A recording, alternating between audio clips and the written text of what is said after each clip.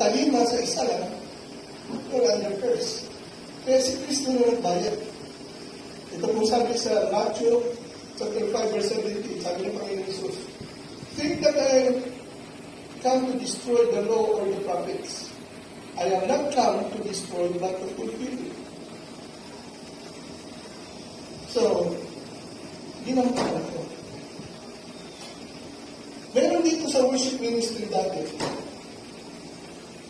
ay magnobya.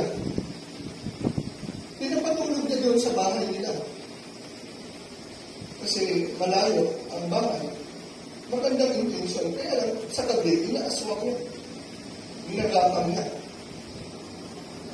So yung tatay niya ay assistant pastor dito. Hindi sinasawa.